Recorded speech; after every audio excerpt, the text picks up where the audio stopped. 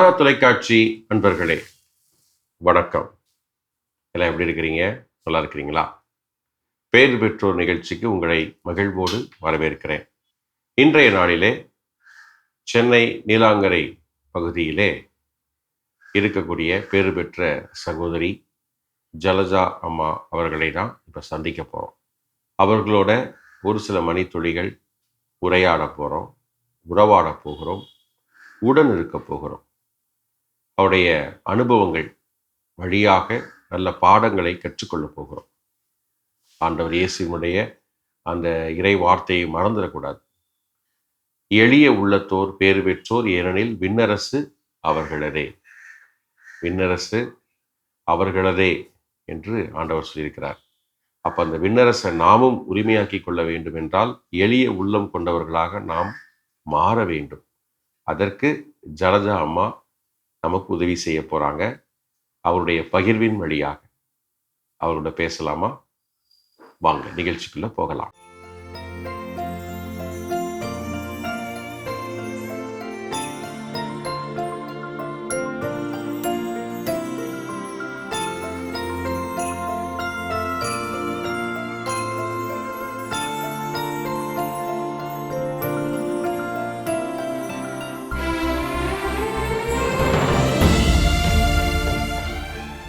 வணக்கம்மா. வணக்கம் ஃபாதர். எப்படி இருக்கிறீங்க? ரொம்ப நல்லா இருக்கேன். காட்ஸ் கிரேஸ், ரொம்ப நல்லா இருக்கேன். ரொம்ப மகிழ்ச்சியா இருக்கு உங்களை சந்திக்கிறதுல. எனக்கும் ரொம்ப சந்தோஷம். மாதா டிவி குடும்பத்தை உங்களை அறிமுகப்படுத்திக்கங்கம்மா. முதல்ல நான் ஜலஜா. நான் வந்து இது கேரள மாநிலத்தில் குழல் மன்னம் அப்படிங்கிற ஒரு கிராமத்தில் பிறந்தேன். எங்கள் அப்பா பேர் எஸ் சுப்பிரமணியன், அம்மா பேர் டிஎன் லக்ஷ்மி. நான் தான் முதல் பொண்ணு எங்கள் அம்மாவுக்கு, எங்கள் பேரண்ட்ஸ்க்கு. அடுத்தது எனக்கு ஒரு தங்கை இருக்காங்க. அவங்க வந்து அவங்களுக்கு ஹஸ்பண்டோட அவங்களுக்கு ஒரு பேத்தி இருக்காங்க. ஒரு பையன்தான். அடுத்தது மூணாவது எனக்கு தம்பி வந்து தங்க பெரம்பூர்ல இருக்காங்க. தம்பி வந்து ஆரேபுரத்துல, தம்பி ஒய்ஃபு, 2 பிள்ளைங்க இருக்காங்க. நான் தான் முதல் பொண்ணுங்கிறதுனால எங்க பேரண்ட்ஸ்க்கு ஒரு கல்யாணம் ஆனதுக்கு அப்புறம் ஒரு எதிர்பார்ப்பு இருந்திருக்கும், நல்ல குழந்தை பிறக்கணும் அப்படிலாம் ஒரு ஆசைகள்லாம் இருந்திருக்கும். ஆனா இப்படி ஆனோன்னா அது ஆக்சுவலா பிகினிங்ல வந்து எனக்கு கொஞ்சம் பார்வை இருந்தது. நான் கூட கொஞ்சம் எனக்கு ஞாபகம் இருக்கு பார்த்தது சின்ன வயசுல. எந்த வயசுலமா? அதுதான் சின்ன ஒரு மேபி எனக்கு கரெக்டா தெரியாது. மேபி 1.5 வயசோ அப்படியே 2 வயசா இருக்கலாம். அப்போ அந்த சமயத்துல எங்க அம்மா தான் வந்து நான் சரியா பார்க்கல அப்படின்னு கண்டுபிடிச்சாங்க. அப்புறம் இது என்ன கேட்ராக்ட் அது. அப்போ ஒரே டாக்டர் 2 டைம், ஒன்னு வந்து மேபி 2 இயர்ஸோ என்னமோ தெரியாது, ஆப்ரேஷன் பண்ணாங்க ஒரு கண்ணை. அப்புறம் இன்னொரு கண்ணை 4 இயர்ஸ் அது மாதிரி. ஒன்று வந்து கேரளா திரிசூர்ல பண்ணாங்க, இன்னொன்று வந்து பேட்னால அங்க. அப்போ வந்து அது இருக்கிற பார்வையும் போயிடுச்சு. அப்படி அப்புறம் லைட் அதுவும் போயிடுச்சு. சரிங்கம்மா. இப்போ நீங்க தொடக்கத்துல 1.5 வயசுல கண்டுபிடிச்சாங்க இல்லைங்களா உங்களுக்கு இந்த ப்ராப்ளம் இருக்குன்ட்டு? அப்பையில இருந்தே உங்களுக்கு பார்வை முழுவதுமா போயிடுச்சுங்களா, இல்ல கொஞ்சம் கொஞ்சமா அப்படியே குறைய ஆரம்பிச்சு? எனக்கு அது தெரியல. பார்வையில குறைபாடு இருக்கு, ஒரு மாதிரி வித்தியாசமா பாக்குறேங்கிறத எங்க அம்மா கண்டுபிடிச்சாங்க. அப்ப டாக்டர்கிட்ட எல்லாம் போயிருப்பாங்க. எனக்கு பார்த்தது ஏதோ கொஞ்சம் ஏதோ தண்ணி ஞாபகம் இருக்கு. ஏதோ எல்லாம் சொல்ல முடியாது இல்ல, 1-2 சொல்லலாம் வேணா. தண்ணி பார்த்த ஞாபகம் இருக்குது. அது மாதிரி கொஞ்சம் ஏதோ கலர் ஒயிட்னு நினைக்கிறேன். அந்த சுண்ணாம்பு. அப்புறம் நீங்க வளர்ந்ததெல்லாம் வீட்டுலதான்? ஆமா, 7 வயசு வரைக்கும் வீட்டுல. அப்போ கூட பிறந்தவங்களாம் உங்களை எப்படி பாத்துக்கிட்டாங்க? அது வந்து அடுத்தது என்னன்னாக்கா, என் தங்கைக்கும் எனக்கும் வந்து, நான் வந்து 1954னா தங்கை வந்து 1960. அப்போ அது வரைக்கும், அதுக்கப்புறம் நான் ஸ்கூலுக்கு போறேன். அதுக்கப்புறம் தான் தம்பி பிறந்தது 1967ல. நல்ல அன்பா இருப்பாங்க. அதுதான் எங்க பேரண்ட்ஸ் வந்து என்னை ஏற்றுக்கிட்டதுனால என்னுடைய தங்கை, அவங்க ஃபேமிலி, அவங்களுடைய பேத்தி, அதே மாதிரி தம்பியுடைய ஃபேமிலி, அவங்க ஒய்ஃப், அவங்க பிள்ளைங்க எல்லாரும் என்னை ஏத்துக்கிட்டாங்க. அது வந்து உண்மையாவே ரியலி ஒரு இது. எனக்கு கொஞ்சம் சில விஷயங்கள்ல எனக்கு தனியா கவனிச்சுதானே ஆகணும். அதுக்கெல்லாம் அவங்க ஒரு இதுவும் ஐயோ இந்த பிள்ளைய மட்டும் ஸ்பெஷலாக அப்படியெல்லாம் நினைச்சதே கிடையாது என்னுடைய கூட பிறந்தவங்க. அதெல்லாம் உண்மையாவே காட்ஸ் கிரேஸ். ரொம்ப அது நல்ல பேரண்ட்ஸ், நல்ல கூட பிறந்தவங்க. 7 வயசுக்கு அப்புறம் எங்க இருந்தீங்க? அதான் 7 வயசுக்கு தான் ஸ்கூல்ல போய் சேர்ந்தேன். சேர்ந்தீங்க. அது எங்க அதான் படிச்சீங்க? பூந்தமல்லி ஸ்கூல்ல 3 வருஷம் படிச்சுட்டு, அதுக்கப்புறம் இங்க வந்து நம்ம சிறுமலர் பார்வையற்றோர் இங்க இருக்கிற லிட்டில் ஃப்ளவர் கான்வென்ட், அங்க ஒரு 5 அந்த காலத்துல 8ஆம் கிளாஸ் வரைக்கும் தான் இருந்தது. அப்போ அதுக்கப்புறம் சாதாரண செயின்ட் ரேஃபேல்ஸ் கேர்ள்ஸ் ஹை ஸ்கூல், அங்க அந்த காலத்துல SSLC இல்லையா, 9th 10th 11th அங்க அது சாதாரண ஸ்கூல் தான். அங்கேயும் கூட இருந்தவங்க எல்லாம் ஹெல்ப் பண்ணாங்க நோட்ஸ் எடுக்கிறதுக்கு, அதுக்கு இதுக்கு ஆசிரியர் எல்லாரும் நல்லா இருந்தாங்க. காலேஜ் படிச்சேன் நானு. காலேஜ்ல வந்து தமிழ் லிட்ரேச்சர் WCCல படிச்சேன். அப்போ நிறைய ரீடிங்க்கு அதெல்லாம் ரெக்கார்ட் பண்ணி கொடுக்கறது இதெல்லாம். இப்போ சாயங்காலம் டயர்டா வருவாரு, ஆனா அப்பா ஆனா இன்ட்ரெஸ்டிங்கா பண்ணுவாரு. அப்பாவோட அந்த கஷ்டத்தை நான் புரிஞ்சுக்கல. ஆனா அவ்வளோ நல்லா பண்ணியிருக்காங்க. அதே மாதிரி அம்மாவும் அதே மாதிரி அதை பார்த்துட்டு என் தங்க தம்பி எல்லாருமே எனக்கு ரீடிங் பண்ணுவாங்க. ஈவன் டீச்சர் ஆனதுக்கு அப்புறம் கூட அந்த ரீடிங் பண்றது, இது பண்றது, வாட்சி காட்டுறது, எழுதி கொடுக்கறது, இந்த மாதிரி வேலைகள்லாம் நிறைய பண்ணியிருக்காங்க. நீங்க படிச்சு முடிச்சுட்டு டீச்சரா இருந்தீங்களா? ஆமா, நான் படிச்சு முடிச்சுட்டு WCCல படிச்சு முடிச்சுட்டு டீச்சர்ஸ் ட்ரைனிங் எடுத்தேன். அது முடிச்சுட்டு அதுக்கப்புறம் அப்படி வந்தப்போ அப்புறம் எங்க ஸ்கூல்ல, நான் படிச்ச ஸ்கூல்ல லிட்டில் ஃப்ளவர் கான்வென்ட் சிறுமலர் பார்வையற்றோர் அந்த பள்ளியில 1980ல ஜாயின் பண்ணேன். அங்கேருந்து ஒரு அந்த சமயம் தான் படிச்சுட்டே இருக்கும்போது தான் ஸ்பெஷல் ட்ரைனிங் எடுக்கணும் டீச்சிங், அந்த விஷுவலி சேலஞ்சிற்கு டீச் பண்ணுற, அது பூந்தமல்லியில இருந்தது. அது ஒர்க் பண்ணிட்டே இருக்கும்போதே அந்த ட்ரைனிங் போயிட்டு வந்தேன். ஸோ எல்லாமே சேர்ந்து ஒரு 2013ல நான் ரிட்டையர் ஆனேன். அது வரைக்கும் அஃப்கோர்ஸ் சில சேலஞ்சஸ் இருந்தது, இல்லைன்னு சொல்லலை. பட் அது என்ன யோசிச்சு பார்த்தா அது ஒண்ணுமே இல்லைன்னு இப்போ தோணுது. அது மாதிரி. சரிங்கம்மா, ரொம்ப அருமையான அப்பா அம்மா உடன் பிறந்தவங்க எல்லாருமே பாசத்தோட அன்போட உங்களை அப்படியே சிறப்பா பார்த்துக்கிட்டாங்க, நிறைய உதவி செஞ்சிருக்கிறாங்க இல்லையா அவங்களுக்கு. நீங்க விஷுவலி சேலஞ்ச் வாசிக்கிறது எல்லாமே கூட இருந்திருக்கிறாங்க. எல்லாமே ரொம்ப சிறப்பு, ரொம்ப சிறப்பு. உங்களுடைய வாழ்க்கையில இப்போ நமக்கு வந்து பார்வை இல்லை அப்படின்னு நினைக்கும் பொழுது அதை பத்தி எப்படி நீங்க அதை வந்து ஏற்றுக்கொண்டீர்கள்? ஏன்னா குடும்பத்துல வந்து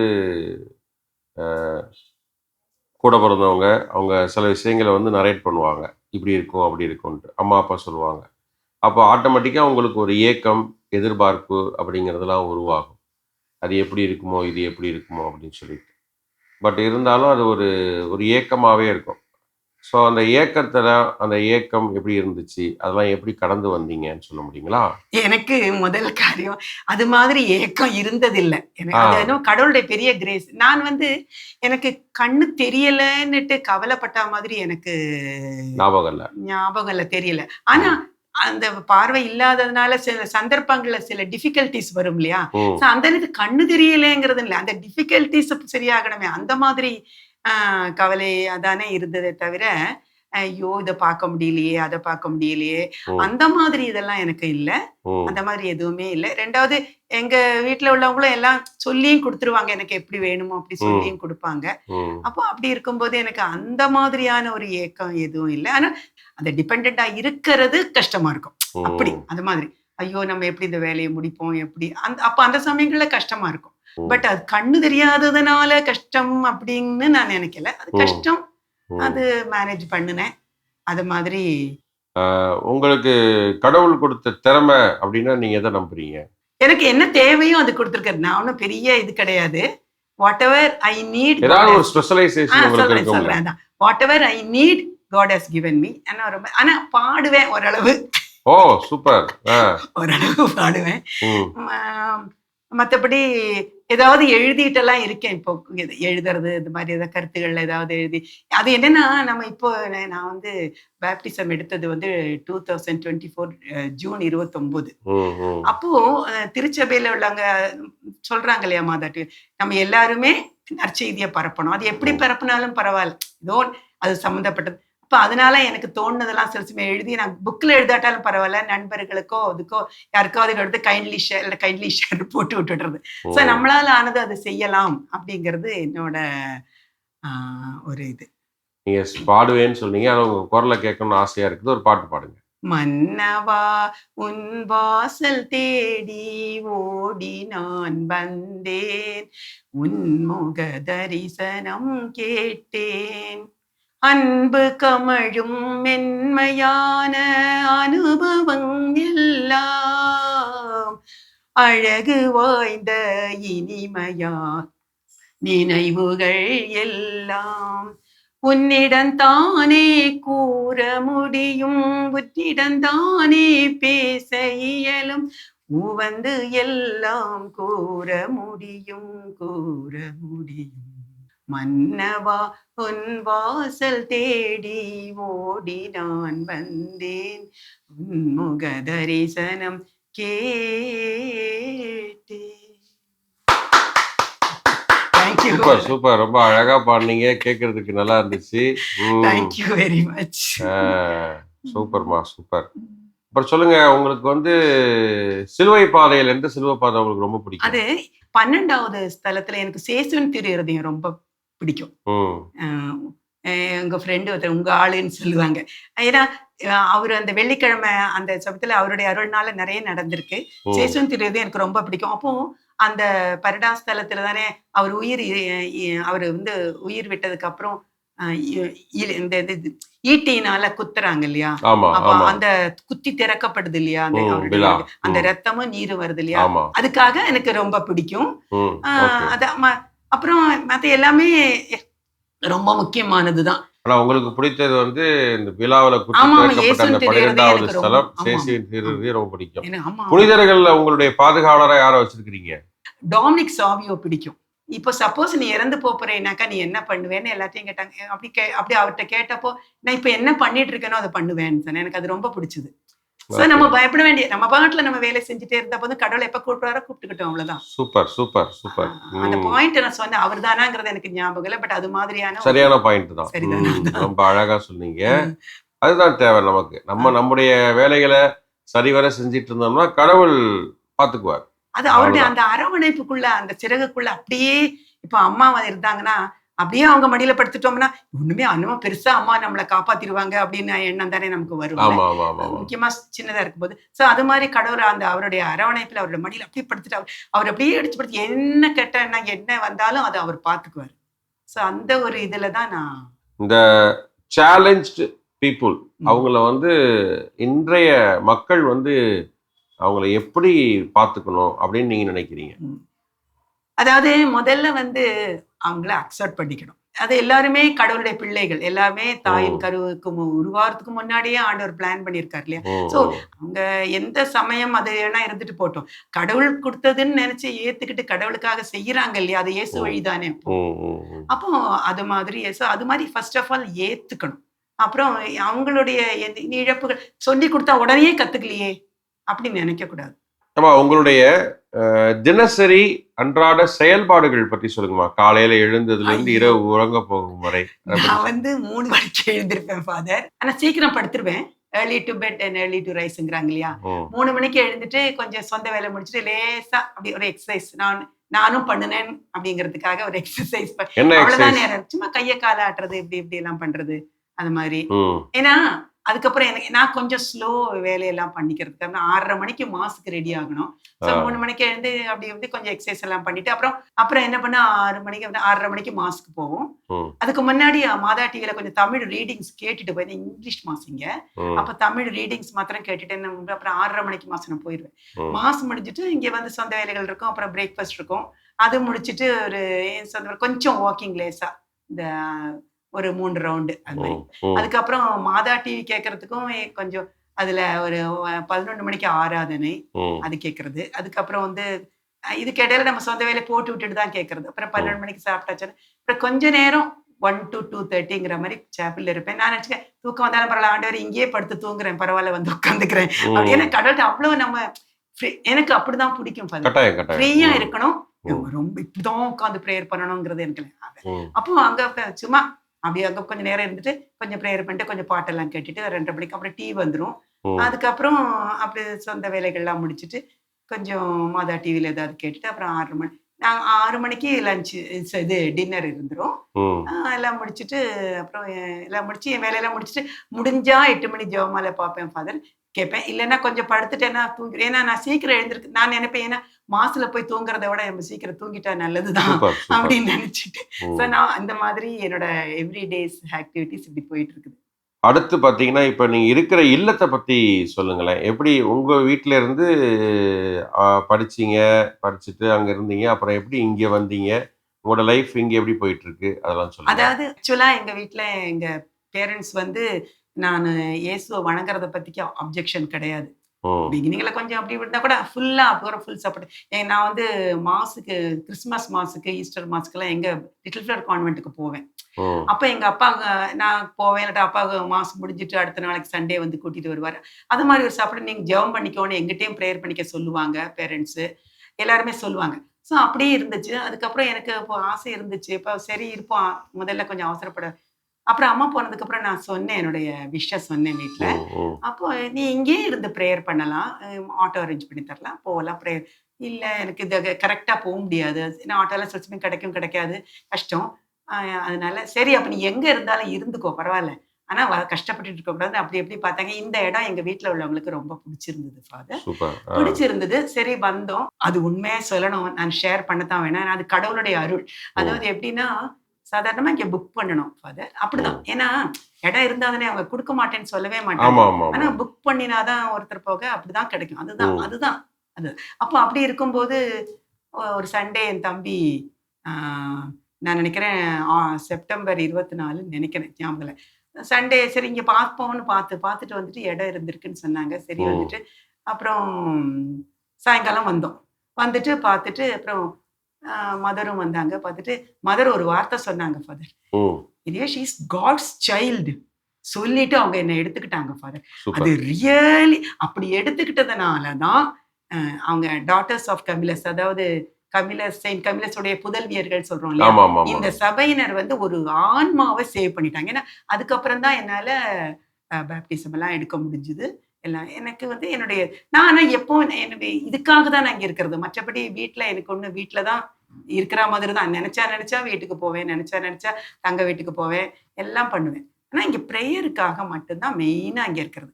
அதுல சிஸ்டர்ஸ் எல்லாம் ரொம்ப நல்லா அன்பா, அது அந்த இயேசுவுடைய அந்த வழிய அந்த இத எக்ஸ்பீரியன்ஸ் பண்றதுக்கு இங்க நல்லா இருக்கு. ஈவன் ஸ்டாஃப் இந்த ம். சாப்பாடெல்லாம் குடுக்குற பிள்ளைங்கலாம் சந்தோஷமா வருவாங்க. ஒரு நாளைக்கு சாப்பாடு "ஏம்மா உடம்பு சரி இல்ல பசிக்குதா?" "இல்லையா?" அப்படியெல்லாம் ஒரு சந்தோஷமா வர்றதே ஒரு சந்தோஷமா இருக்கும். ம். ஸோ ரியலி எனக்கு வந்து ஒரு இந்த லைஃப் கிடைச்சிருக்கிறது, கடவுளோட இருக்கிறதுக்கு கிடைச்சதுக்கு காரணம் மதர் சுப்பீரியர். ஆனா எல்லாரும் அக்செப்ட் பண்ணிக்கிட்டாங்க. எனக்கு அதுதான் ரொம்ப ரொம்ப ரொம்ப சந்தோஷம். சூப்பர்மா. ரொம்ப அருமையா சொன்னீங்க. ம். ஸோ வீட்லயே ரொம்ப உங்கள சிறப்பா ஏற்று, நல்ல முறையில உங்கள வந்து வளர்த்து வழிநடத்துனாங்க. ம். அதற்கடுத்து உங்களுடைய விருப்பத்திற்கிணங்க நீங்க இங்க இல்லத்துக்கு வந்து சிஸ்டர்ஸும் உங்கள வந்து ரொம்ப you are a God's gifted சைல்டுன்னு சொல்லி ஆமா. உங்கள பத்திரமா ஆமா, பாதுகாத்து நல்லா பாத்துக்கிறேன். வளர்த்து அதாவது உங்கள வழிநடத்தி வராங்க. ஆமா, அதனால கடவுள் வந்து எல்லா குடும்பத்திலயும் சரி, இங்கேயும் சரி உங்களோட இருக்கிறாரு. ஆமா. உங்கள அவரே பத்திரமா பாத்துக்கிறாரு. அதான் இங்க வந்ததே ஒரு சாட்சி கடவுளுக்கு ஃபாதர் நான் ம், சொன்னதே. ம், ஏன்னா ம். இது இப்படி நடக்காது. அதுவும் அது கேளுங்க. கீழ் கிரவுண்ட் ஃப்ளோர்ல எனக்கு கடவுள் குடுத்தத நான் சொல்லணும். ஆ. ஏன்னா கிரவுண்ட் ஃப்ளோர்ல சேப்பலுக்கு பக்கத்துல ம், எவ்வளவு நான் நான் இந்த வயசான காலத்துல உன்னை பாத்துக்கிறேன்னு பக்கத்துல வச்சுக்கிட்டாரு. ம். சோ இங்கேருந்து எல்லா இடத்துக்கும் போறது எனக்கு ரொம்ப ஈஸி. Super, super, super. அவ்வளோ பிளஸ் பண்ணியிருக்கிறாரு. கடவுளுடைய ஆசீர்வாதம் உங்களோட எப்போதுமே இருக்குது. உங்களுக்குன்னு இருக்கக்கூடிய எதிர்பார்ப்பு என்ன? எனக்கு ஃபாதர் முதல்ல நம்ம எல்லாரும் இணைஞ்சு இருக்கணும். திருஅவை, குடும்பம் எல்லாரும்னா எல்லாரும் உலகமே இணைஞ்சு ம், இருக்கணும். சண்டை இருக்கக்கூடாது. பரிசுத்தாவி வந்து உலகத்தையே நிரப்பணும். ம், ஃபுல்லா நிரப்பி தீய சக்திகள் எல்லாம் அழிச்சு ஒழிச்சு போட்டுறணும். அப்புறம் இயற்கையை பாதுகாக்கணும். கடவுள் கொடுத்த அந்த கிஃப்ட்டை நம்ம பாதுகாக்கணும். யாரா குறைகள் ஏதாவது சொல்லுவாங்க இல்லையா? இங்க அப்படி அவங்க அப்படி என்ன இருந்தாலும் அது நம்ம குடும்பம். அதுல இருக்கக்கூடாது. அவங்களுக்காக ஜெபம் பண்ணணும். பண்ணி நம்ம எல்லாம் இணைஞ்சு இருக்கணும். அதுதான் உண்மையான ஆசை. ஒருமனப்பட்ட உள்ளத்தோடு எப்பொழுதும் எல்லாரும் இணைந்து இருக்கணும். ஒருவர் மற்றவருக்காக ஜெபிக்கணும். ஸோ இது மாரி பண்புகளோட இருக்கிறது தான் உங்களுடைய எதிர்பார்ப்பு இல்லைங்களா? யாரும் சூப்பர், குறைகளை கண்டுபிடிக்காம இருக்க ட்ரை பண்ணா நல்லா இருக்கும். சூப்பர். அடுத்தவங்களுடைய குறையை கண்டுபிடிக்காம, அடுத்தவங்கள்ட்ட இருக்கக்கூடிய நிறைகளை கண்டுபிடிச்சு, ஆமா.